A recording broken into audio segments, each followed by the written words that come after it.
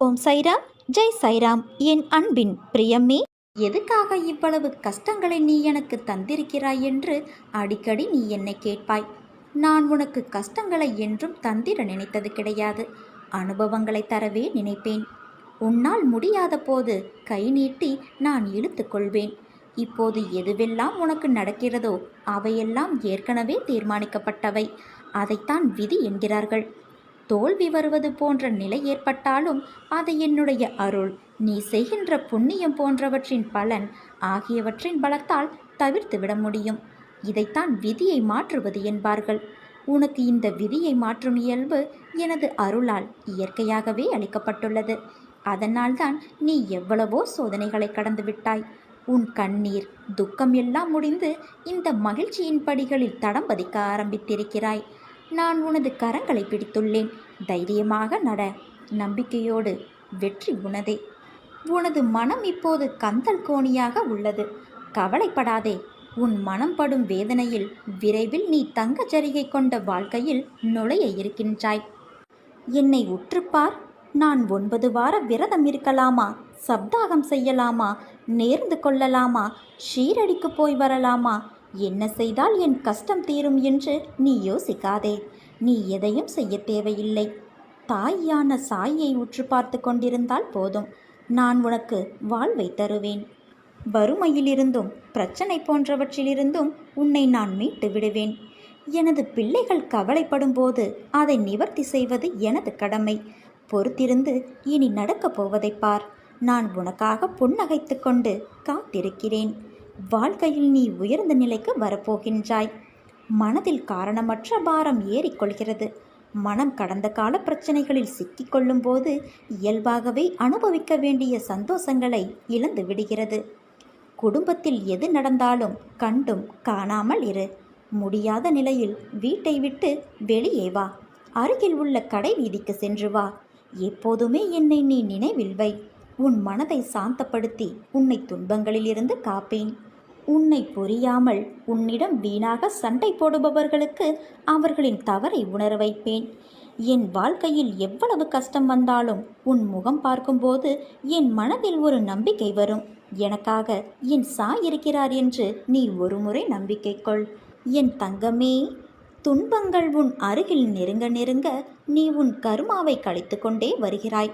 அப்படித்தான் உன்னை நான் பார்க்கும் நேரத்தை உணர்ந்தாய். எப்போதும் ஞாபகம் வைத்துக்கொள். இப்போது இருக்கும் உன் நிலைதான் முடிவான ஒன்று என இருக்காதே. இதைவிட மிகச் சிறந்தது உன்னை நோக்கி வர காத்திருக்கிறது. இது என் பிள்ளைக்கு உன் சாய் தேவா செய்து கொடுக்கும் சத்திய பிரமாணம். மிகவும் சந்தோஷமாக நான் வந்திருக்கிறேன் என் குழந்தையே. நீ கேட்கும் எதுவும் உனக்கு இப்பொழுது நிறைவாக கிடைக்கும். கேட்டு நீ பெற்றுக்கொள். நீ ஆசைப்படும் ஒன்று உன் கையில் கிடைக்கப் போகிறது. மிகவும் சந்தோஷப்படுவாய். பூரிப்பில் நீ எனக்கு நன்றியும் சொல்வாய். உன் வாழ்வில் 2 முக்கியமான நிகழ்வுகள் நடக்கப் போகின்றன. ஒன்று, எதற்காக நீ இந்த பிறவி எடுத்தாயோ அந்த நோக்கத்தை நோக்கி உன்னுடைய பயணம் ஆரம்பமாகப் போகிறது. 2, உன்னுடைய மிக முக்கியமான கர்மவினை ஒன்று தீரப்போகிறது. இது தீர்வது உனக்கு எப்படி தெரியும் என்றால், உனக்கு துன்பம் தந்து கொண்டிருந்த ஒன்றிலிருந்து துன்பம் குறைவதை நீ காண்பாய். மனம் அமைதியடைவதை நீ உணர்வாய். இந்த 2 நிகழ்வுகளால் நீ மகிழ்ச்சியின் பாதையில் பயணிக்கப் போகிறாய் குழந்தையே. மற்றவர்களை நேசிப்பதில் தவறு இல்லை. ஆனால் அவர்கள்தான் உலகம் என்று இருக்காதே. அவர்கள் அன்பிற்கு சார்ந்திருக்காதே. அந்த அன்பு சில சூழ்நிலையால் குறைந்து போகலாம். அப்போது நீ ஏமாந்து உன் வாழ்க்கையில் வெறுமையை காண்பாய். நான் சொல்வதை நீ தெளிவாக புரிந்து கொள். அன்பு தவறு இல்லை. ஆனால் அளவு கடந்த அன்பில் எதிர்பார்ப்பு ஏற்படும். அதில் நீ மாட்டிக்கொள்ளாதே.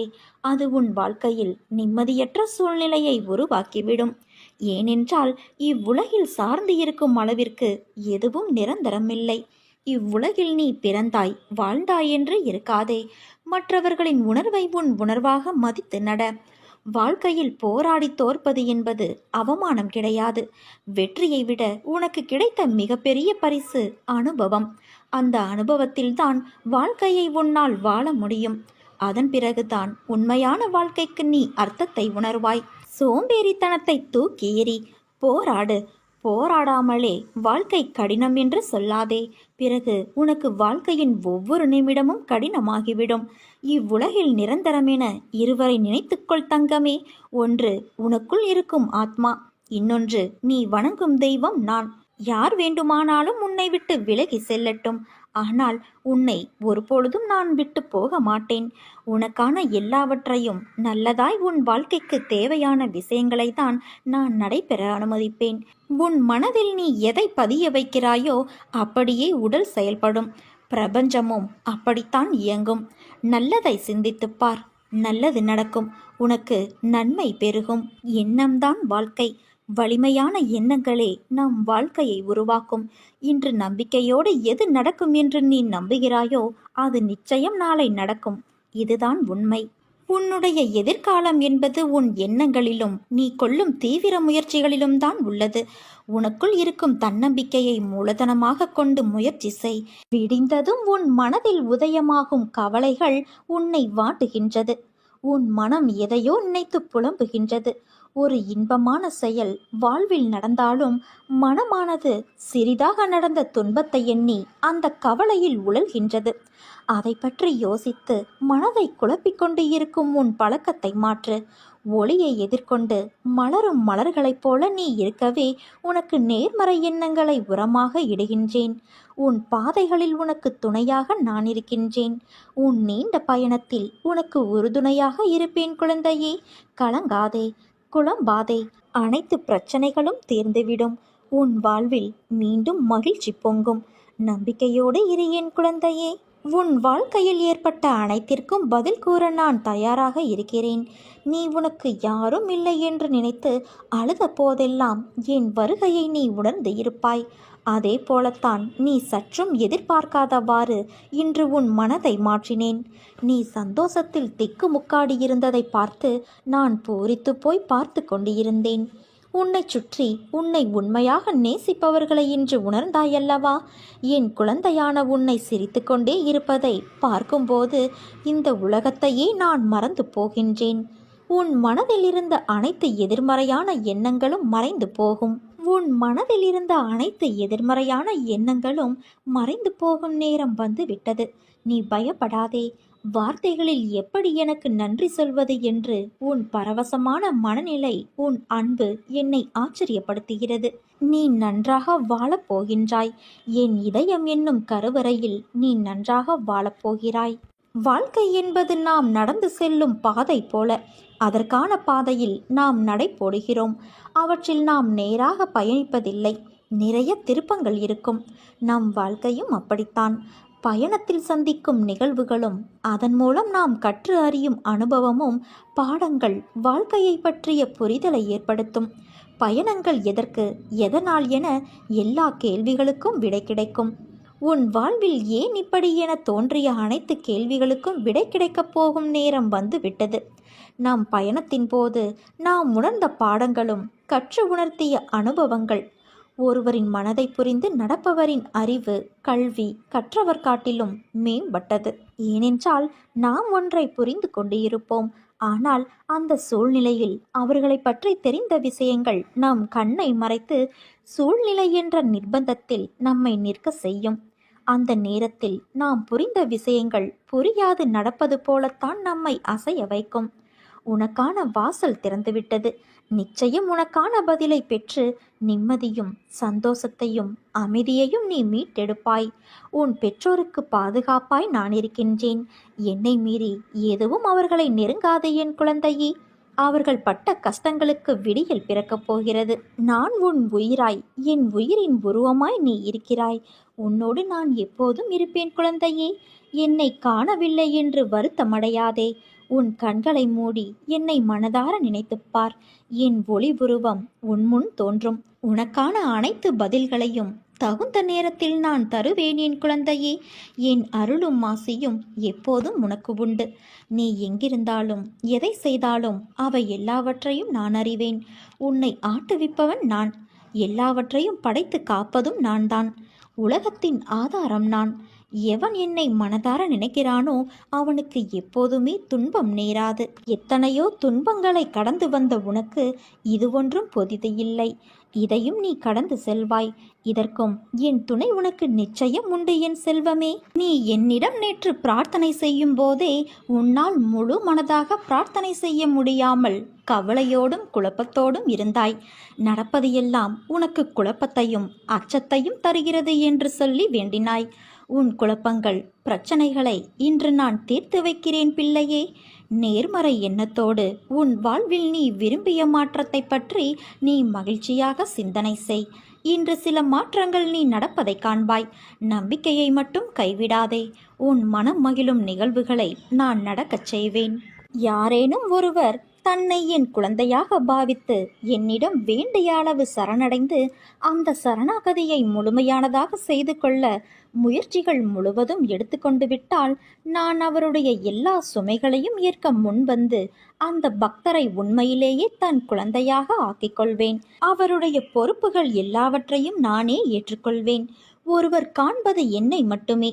எனினும் என்னை பற்றிய பேச்சுக்களையே செவி மடிப்பினும் என்னிடம் மட்டும் பக்தி கொள்வானாயினும் ஒருவன் முழு மனதோடு என்னை நாடி என்னிடமே நிலைத்து இருப்பின் அவன் உடல் ஆன்மா இரண்டை பற்றியும் எந்தவித கவலையும் கொள்ள தேவையில்லை.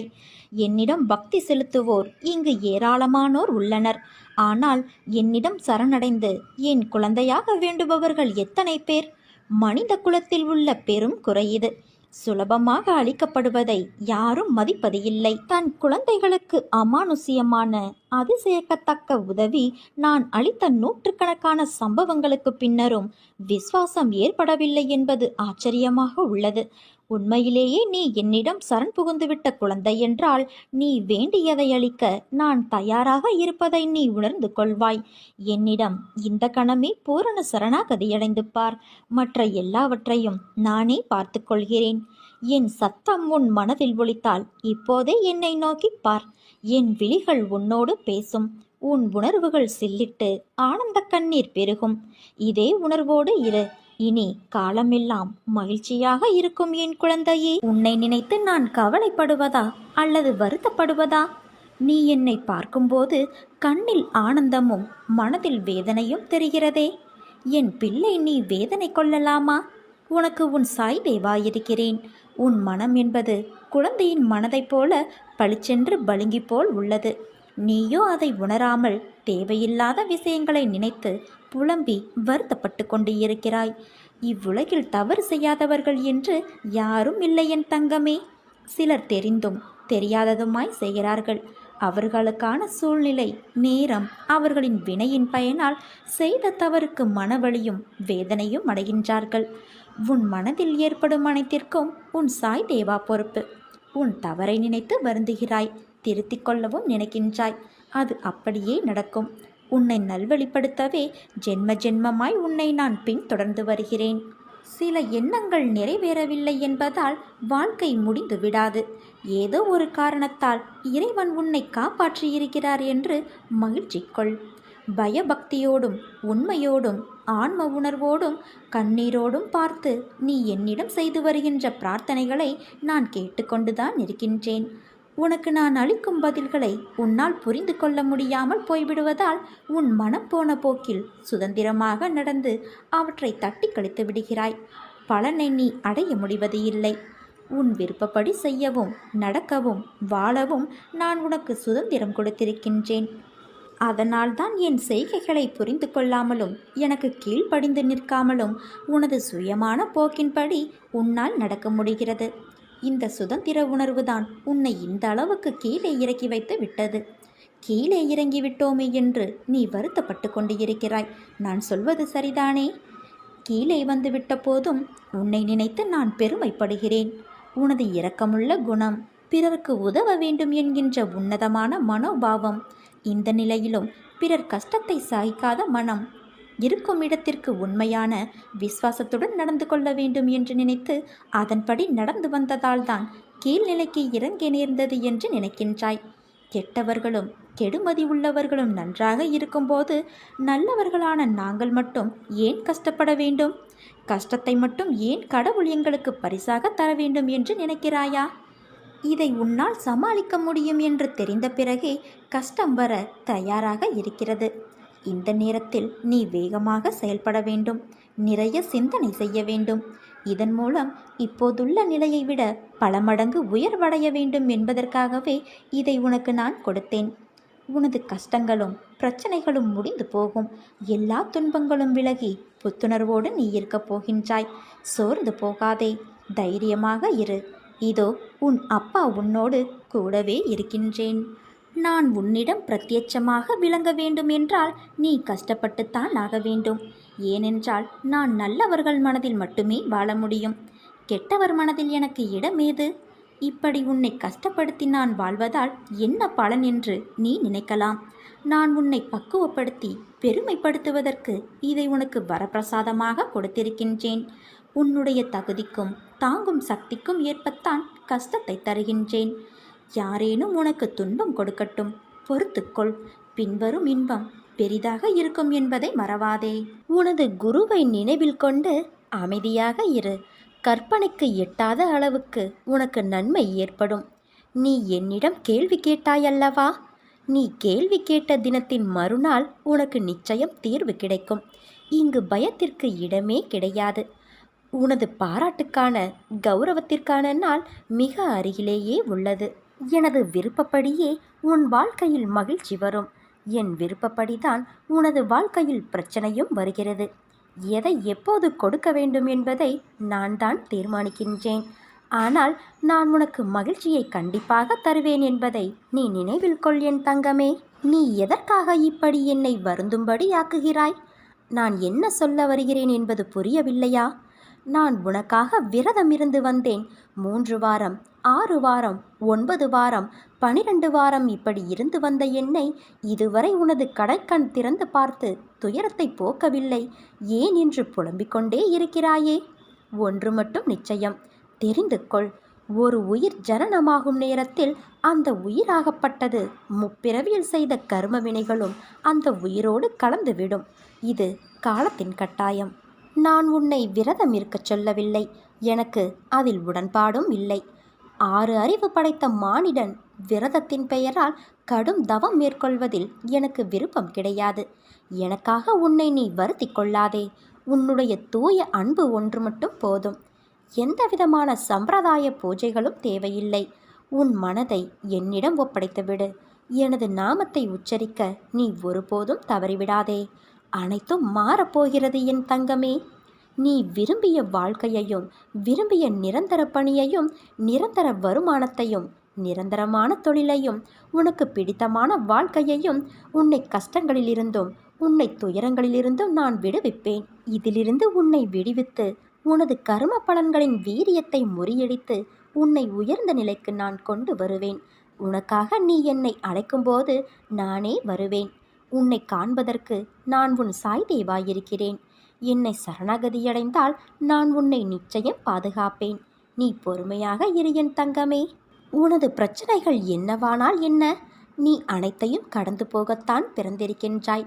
கஷ்டப்பட்டாலும் சுகத்தை அனுபவித்தாலும் அது முன் கர்ம வினை பலன் என்பதை காட்டுவேன். நீ இனி எதை பற்றியும் கவலைப்பட மாட்டேன் என்பதை ஒரு தீர்மானமாகவே வைத்துக்கொள். இனி எப்படி இருக்கப் போகிறாய் என்பதை பற்றி மட்டும் நீ சிந்தனை செய். உனது ஏமாற்றமான சூழ்நிலைகளை மாற்றும் வழிமுறைகள் என்ன, நடைமுறை சாத்தியங்கள் என்ன என்பது பற்றி உன் உள்ளத்தில் நான் பேசும்போது கூர்ந்து கவனி. நீ ஆன்மா. உனக்கு சுகமோ துக்கமோ கிடையாது. அவை இந்த உடலுக்கு மட்டுமே உரியது என்றாலும் நான் இந்த உடலைத்தான் கோவிலாக வைத்து அதில் வசிக்கின்றேன்.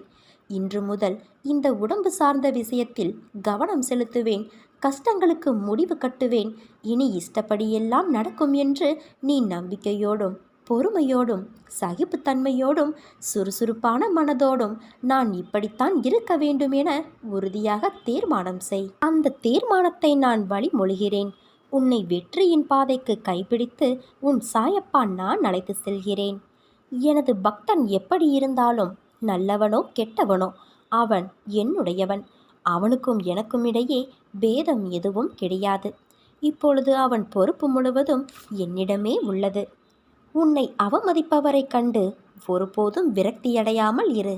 நீ அவர்களை அதிர்ச்சியடையும் அளவுக்கு அசாதாரண சக்தியுடன் வளர்ந்து அவர்கள் முன் வந்து நிற்பாய்.